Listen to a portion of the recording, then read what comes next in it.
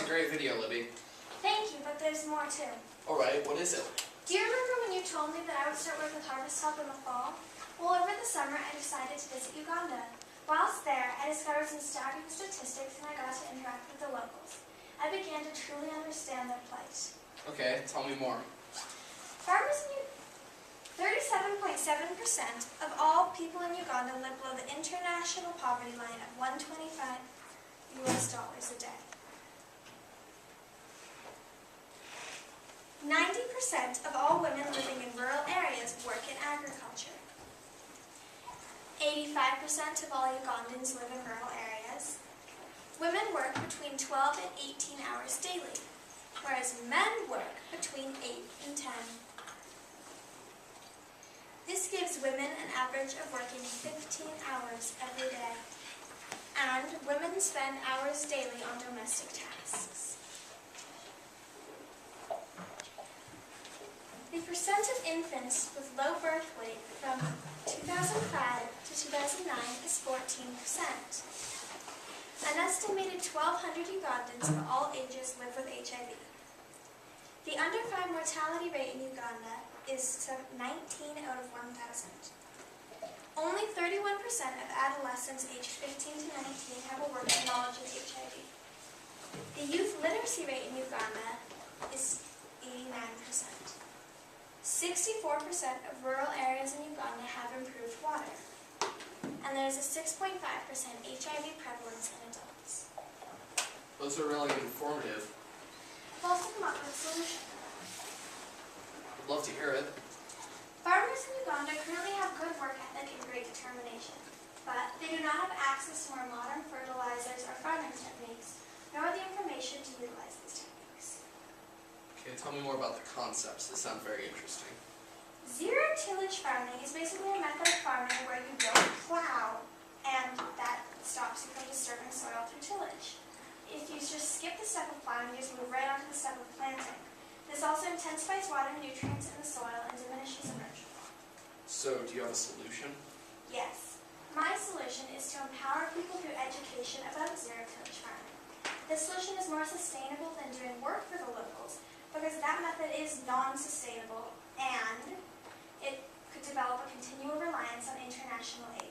Pros of educating the locals include sustainability, increased intelligence of the locals, and it allows for more skilled jobs. Self-Help Africa can help teach these farmers this new technique. What is Self-Help Africa?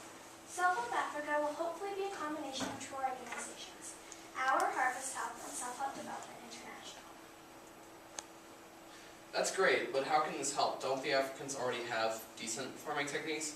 Though the Africans do have farming techniques that work, we could teach them more efficient farming techniques and how to use modern fertilizers and compost. Teaching the locals how to use these things and providing business sense education can give them more valuable food. We could also teach them about intercropping and crop diversity. What are those? Intercropping is when you plant different crops in the same plot of land.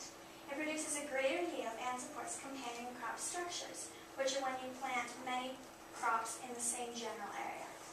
It can also prevent pests from attacking certain crops. It also allows for more biodiversity and utilizes the maximum potential of minerals. Crop diversity prevents pests by allowing for crop evolution. What about genetically modified crops? Genetically modified crops can't evolve by themselves. They depend on science to advance. Okay, so how will we execute the plan? We can send a teacher of sorts overseas to educate the African farmers about this technique. So what will this teacher show them? Well, Professor Setlick will teach the African farmers about non-tillage farming. He will start by showing them how to spread existing weeds. Chances are the Africans already know how to plow, so Professor Setlick will teach them why plowing is unnecessary. Why shouldn't they plow?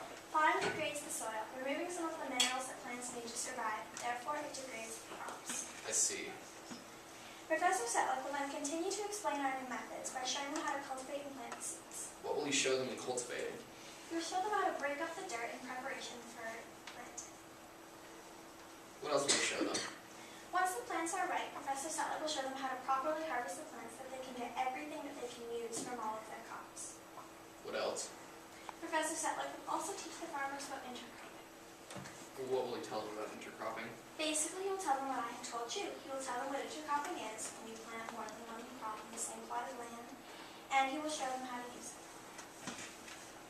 5 months later in Uganda.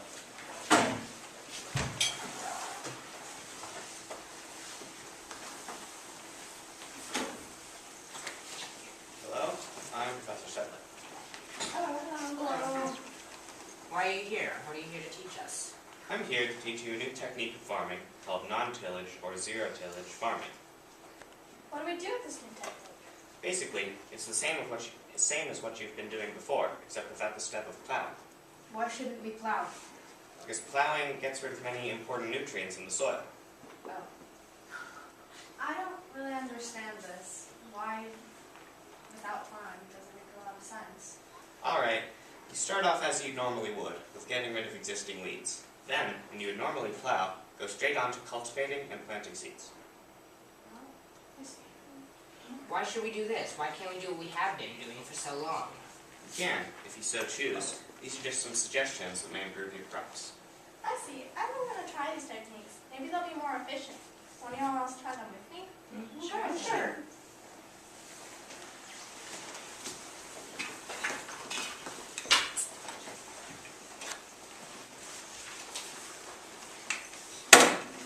So we just start weeding like usual? Yes, the only real difference is in the lack of plowing.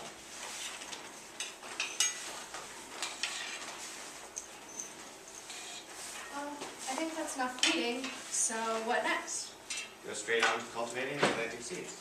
Okay. Simple enough.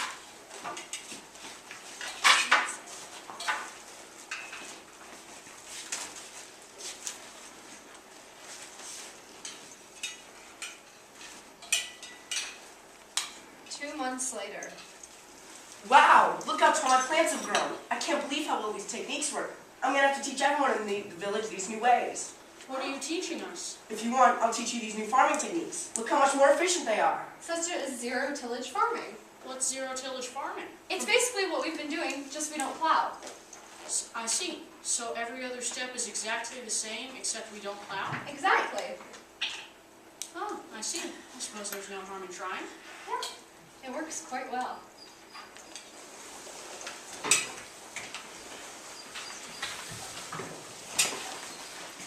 As you can see, Mr. Conklin, by empowering the people, a chain reaction will ensue. By teaching even just one person about our new farming techniques, the whole village, at least its majority, can become excellent farmers. See, it's a great idea. Maybe if we continue with this project, we could expand on it. I'd like to see that happen.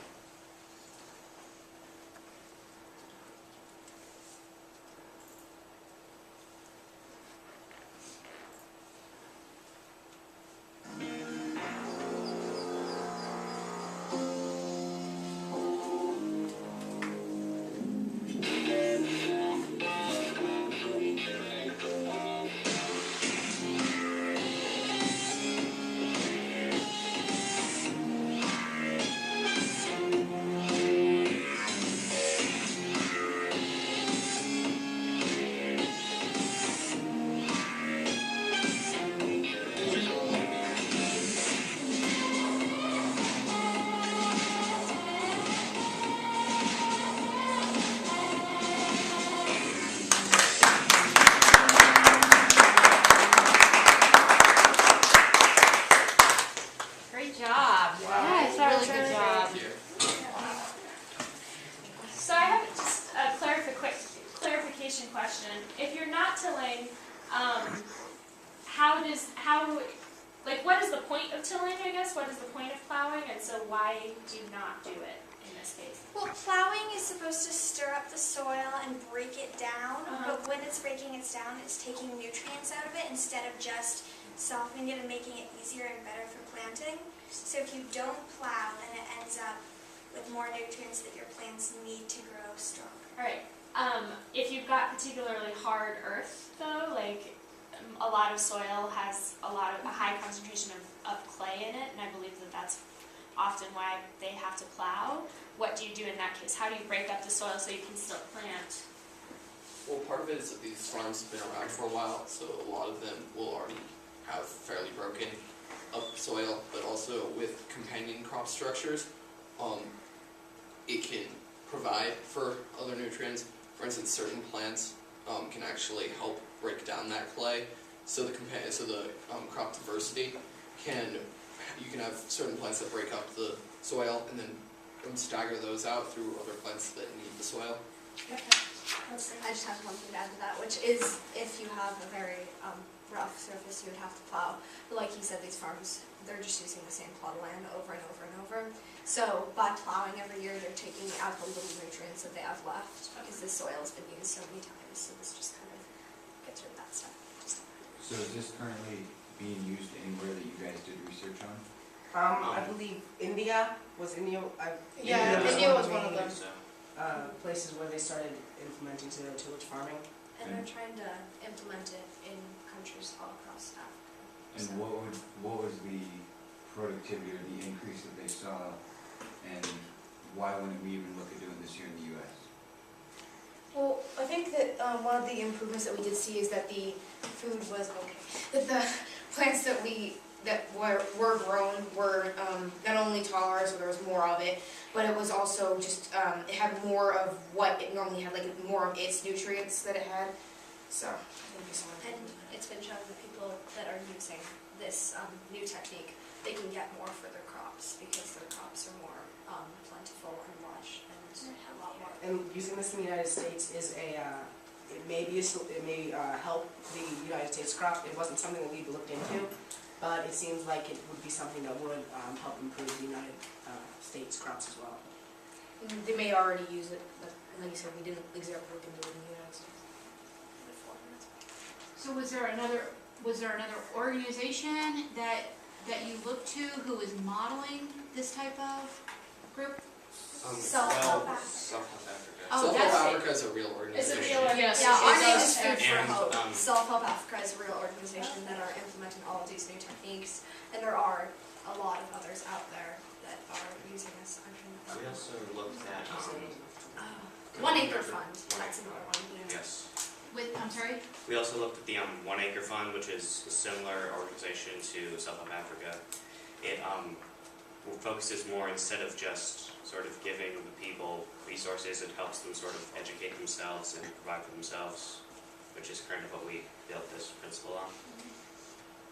And Self-Help Africa, or not Self-Help Africa, sorry, the 1 Acre Fund focuses a lot on turning these people into businessmen and women, so they're not getting completely ripped off for their crops because they're unaware of what they'd be worth. So introducing things like fair trade to the farmers and other things like that is a big part of 1 Acre Fund, including the factor of helping them get more efficient farming techniques. So under your model, you would send one professor or one One teacher. teacher? One teacher.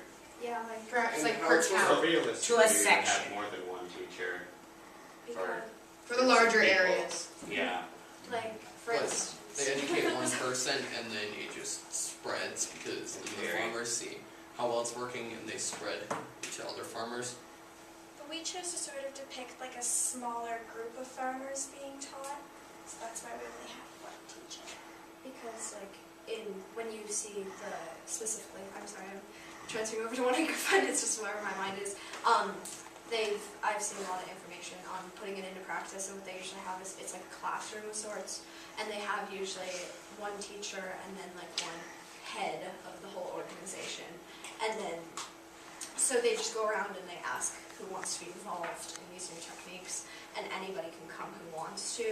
And actually, one of the aspects is they do charge the farmers a tiny bit, so they feel like that we're not just like big bad America who's coming in and we're going to help you. You know, it's like they're actually doing something for their own education. So I thought that was kind of an interesting aspect, that some of it. But the main point isn't to have just one teacher teaching a small group of farmers, but one teacher teaching a small group of farmers to help another group of farmers. So that each one of those farmers can become a teacher to another one. So it's empowering them instead of us just giving them the resources to do it themselves. So it's us helping them be better. And help them help It's themselves. Yes. Yeah, exactly. Exactly. So why did you guys choose this topic? We were looking at the various Millennium Development Goals, since the theme for World Affairs Challenge this year is beyond the Millennium Development Goals. What we did is we looked at these Millennium Development Goals and we voted on the one that we found most interesting, that we thought that we knew the most about, that we could really go in depth into. And so I think that we like narrowed it down to maybe like 2 or 3, and then we voted on the one that we thought we would do best, and that was poverty.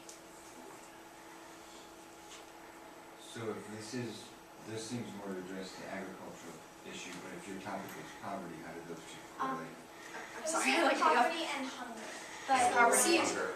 where we kind of went with it is a lot of times to help the poverty situation in places such as Uganda or other places where they're struggling, is people just give them aid and they just give them a short-term solution, like food or a well. And although those are fabulous, a lot of times it doesn't last a lifetime or multiple lifetimes. So we wanted to kind of intertwine the two of poverty and agriculture together so that we were giving them a long-term solution so that they could keep helping themselves after they left and after the food supply that we even ran out. Your statistics at the beginning of the presentation had a lot of indicators, including health and an indicator that showed that women are working more than men and things like that. Does your solution incorporate solutions to any of those issues? Well, I think that they can, but baby steps. I don't think that we're going to be able to change all of Uganda by 2015 to be completely equal rights. But by giving them a way to support themselves is a first step. Because first we want to let them live, and then we're going to give them equality. I know it sounds not the best, but that's the way that we can make it. So by giving them food, we can then move on to the next step of equality. Whereas if they didn't have food and trying to give them equality, they're going to be more worried about making their farms than being equal with the men. So it's a start. The way that I think about it is all 8 Millennium Development Goals are sort of connected in some way. So you have to really think about when you're, if you come up with a solution to one, it's going to affect the others in some way. With the whole problem of maternal health, as one of the Millennium Development Goals, sometimes the problem with this maternal health is that they don't have enough nutrition, or when they are getting some nutrition, their children aren't getting enough nutrition, or the child is taking some of the nutrition that the mother needs, etc., etc. So by giving them a new source of income and another technique to farm that may make their plants better, then that can also help with that, and that helps with agriculture and poverty and etc. It's kind of a chain reaction, and that's just, I guess, kind of where it starts. Because, like Coke said it, even if you have equal rights, it's going to kind of matter if you can't feed yourself and your family. It's kind of a big role in life because it's really a necessity. So.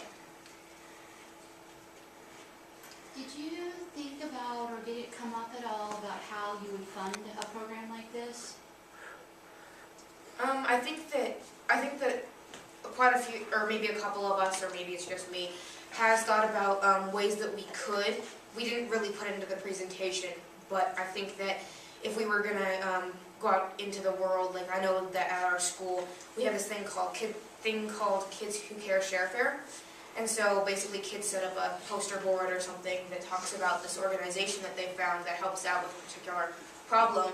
And so we could start with something like that where we could go and say, this is Self-Help Africa, this is what they're doing, and if you would like to donate, then please let us know, that kind of thing. And we could just start there, and then we could set up posters around the city and just keep spreading farther and farther. Because obviously something like this would be an NGO, not an IGO, so we probably wouldn't have support from the government, but of course that'd be ideal. And also, this isn't going to be, sorry, just one. This isn't going to be like sending out 1,000 teachers that we have to pay for their transportation and their living.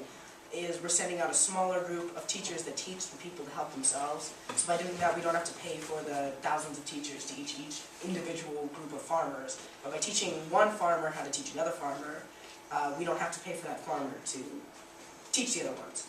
So by doing that, we cut down on cost. So it's not just helping them help themselves, it's also keeping us from going over a budget. Yes, and back to NGO versus IGO. Well, I would doubt it would be funded by the United States government.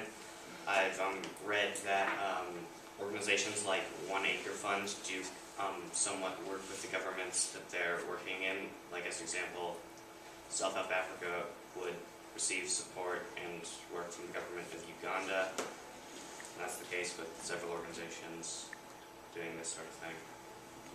So what kind of time frame would you guys be looking at? Because you would, in an ideal situation, if you're going over there, it takes time to educate, then it takes time to see the results, and it's not going to be your very next crop is going to magically pop up. And then it's going to take time to get your neighbor to even be interested, then it's going to take time to get your neighbor educated, and then it's going to take time for your neighbor's crop to do. So what would be a realistic, it's not going to be, even if we were to say, great idea, let's move forward with it, when would you actually see results, and what type of results would you be expecting? If we were to say, let's go right now, we wouldn't actually, I don't think that we'd be able to really start planting and such until probably whenever their planting is, which I think is in the fall. And of course, then you have to calculate in the amount of time it takes for crops to grow, so that'd be, I think, did we calculate 6 or 9? Something like, Did we say 6 or 9? Well, I think it was even then, it's probably like 10 years. It's So probably, it probably, I think looking at the whole time frame, it would probably take at least maybe 5 to 10 years to see Yeah. that this chain reaction is in fact. and then so, it could be any number of times before they start teaching each other, so it could be 15 years. Because we'd love to say that, yeah, in 6 months, everyone in Uganda will be using these techniques. But That's not true. Realistically, by 2015, what we're going to probably be looking at is that the primary educated farmers are the ones who are taught directly from a teacher, and the secondary farmers, the ones who are taught by those other, are Yeah. starting to get the idea of how it works and seeing results, which hopefully would help with the more densely populated areas in Uganda. It probably wouldn't have spread to the more spread out areas yet. but I don't think that it would eventually catch on and be, I guess, practical. But by the Millennium Development Goal of 2015, it probably wouldn't be. It wouldn't be exactly widespread. accomplished. Because it's not in the ability of any nation unless we were to suddenly decide that Uganda is our one place we want to fund all of our foreign aid to, and even that may not work. So it's not practical for us to say that it's going to get done by 2015. Though we'd love to, it's probably not. And I can't think of a single way to make it happen by 2015. So just by making a step, and by 2015 making a densely packed area be able to feed themselves without and have better nutrition would be a goal for just this one organization. But by I can't do a date. I can't, with those. yeah. For all of Uganda, no. 20, it would be 2025 or something. We might be able Least. to make. Severe. Uh, Maybe some more severe. Where did you guys get your information from? Because you have great numbers and amazing we had a presentations. sources page. I don't know. I believe a lot of it was from the UNICEF website. Yeah, I think we got a lot I of think it was UNICEF website, CIA World Factbook, And then the South of Africa. And then South Africa website is where we found out about the global engagement. UNICEF. And then 15 minutes left in formal presentation 2. If you finish up early, please get your team group photo at the gymnasium. Thank you. So one of the things that I really like about your presentation is that if you think about things, problems and solutions in a quadrant, there are problems that are complex and there are problems that are simple. And the solutions are sometimes difficult or sometimes they're easy. And you've presented a less complex solution that seems to have a very easy solution, right? That's very low cost as far as having to do funding, because you're primarily doing education and self-education and then secondary education. What do you see as being the maybe 3 primary challenges to the point, such an easy solution. Well, the 3 primary challenges, I'd say one of them would probably be just farmers who take a more traditional stance and they just won't spread the word, and that can cause Or they won't even. they won't even Yeah. listen. A failed crop, so if the first time you got there, the crop fails because of a drought or something, that might just completely ruin the farmer's trust that they had in us at all. So if there's any sort of problem with the crop, that would be a difficulty. Yeah, I'd say the first and foremost problem is the trust, then probably funding. Yeah, Because it would be funding. difficult to fund something that's so long-term and slightly uncertain that you're gonna Well. see any result at all. In the And first sending, year, I mean, so I sending don't think teachers it's- over is, sending teachers over to, I mean, it's not like a flight only costs $100. It costs, some thousands of dollars to get them over there and back and somewhere to stay, that kind of thing. And then they have to be paid because And then to be paid because they're teaching, plus vaccinations that they might need for going to Africa. there's lots of, Looking at the simplicity side of it, why that might be an interference is, one is because if you're only working with these farmers for a short period of time, if they forget how to do something, or if something goes wrong in their crops where they don't know what to do, the teacher might be gone. That's probably the only, because if every farmer in all of Uganda had a personal teacher to them, of course that'd be absolutely fabulous. But because it's kind of a simplicity and they're kind of moving, it would be the only problem. But yeah. So one thing that I would say is I definitely think it's a good idea, but if you had more concrete numbers on saying it's gonna increase crops by 20% within 3 years, it's gonna save 15% of labor, and we're gonna reduce our equipment costs by 30%. Wow, those are numbers. And what does that correlate to? Well, if somebody has a farm that makes $500,000, and then you start putting those numbers into those equations, then you can actually show people you're gonna save $200,000 by this, you're gonna save 100 hours a week by doing this, and then you're gonna increase your productivity by 300,000, here you go. And again, just pulling up, but if you had more of that, because you have great information and great resources as well, that would kind of take it to the next step to say, okay, now I see the tangible results. Good idea, but what is it gonna actually deliver? Yeah, I have to agree with him absolutely, because as you know, we pour so much money into funding NGOs, and more people are looking for metrics to understand what is the impact and what's the short-term impact, what's the long-term impact. And so to put together a really sustainable program, I think that's a definitely key is tracking your metrics. well, we also haven't attempted to Yeah. plow without it, so I think we would be able to incorporate those after a beginning year, but we are also 8 students. I can't. We're also somewhere And about we're one. not. I've never been to Uganda, so I don't have that experience. So, I mean, we understand the techniques, but until we actually put them into effect, even in like a United States, few test plots of land, and after that, we could totally give them numbers, because it would make things better. But until we would do something like that, we wouldn't be able to tell them those, because we just don't know yet. Because the numbers in India might be different from the ones in Uganda, just because of What about at your school? Will they give you a 10 by 10 foot? Well, I mean, we do actually have an area that is used for gardening. I just don't know if we get any of those plots. So I don't know. It might take a little bit of convincing. It But would be interesting to try that out and see. Do a community garden.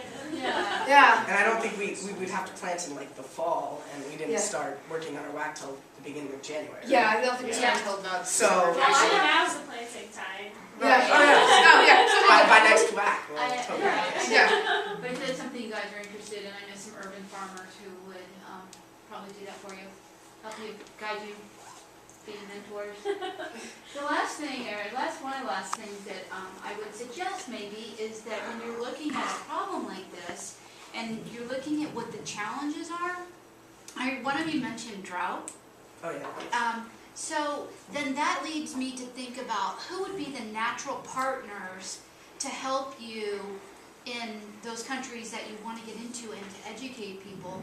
And so water.org, Water for People, a lot of the different water organizations may already be in those communities and may be a way for you to kind of piggyback in there, and would be a way for you to help overcome some of the challenges that they might run into if they're not irrigated properly, or they run into seasons of the drought. Similarly, another issue that you mentioned was the trust issue and being, so working with other organizations, working with native organizations that are already in the country, and also organizations like Peace Corps that send people to a country. There's Peace Corps volunteers in Uganda.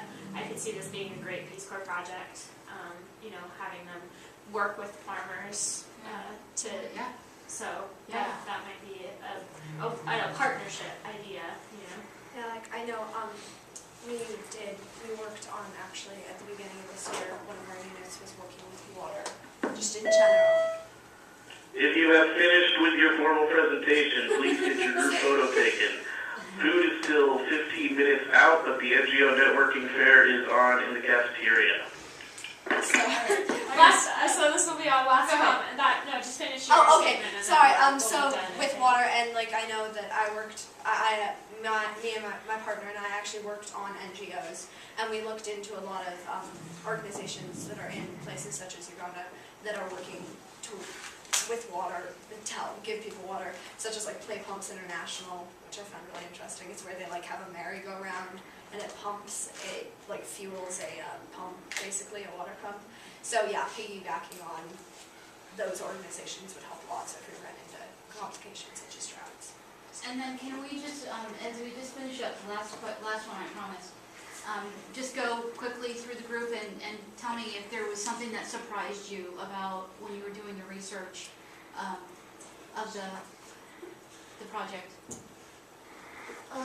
I was really interested. I hadn't done a lot of study of poverty when we did the water thing. I was looking at water mythology, so I didn't really get in depth into the whole kind of this is an NGO that does this. So, but I thought that it was really interesting to look at poverty and how it affects these people and what are these actual numbers. What is it really doing to them? So that was really interesting for me. I was really surprised to find that just this little us group could, if we taught these farmers, it actually could make a difference just with not plowing I just found it kind of interesting that you could eliminate the step of plowing, because whenever you think of farming, you think of the guy out there plowing, so it's kind of, you think a quintessential step, but I found it very interesting that you could eliminate that. I found it interesting that intercropping actually helped the crops. I was never big into the whole water and poverty. I was more into the science stuff, but I was actually surprised by how scientific you can get into this and how you can make a crop better using something as simple as rooting plowing, and how the nutrients wouldn't be taken away as much. And I just found it surprising how in-depth this was. I didn't expect farming to be so scientific.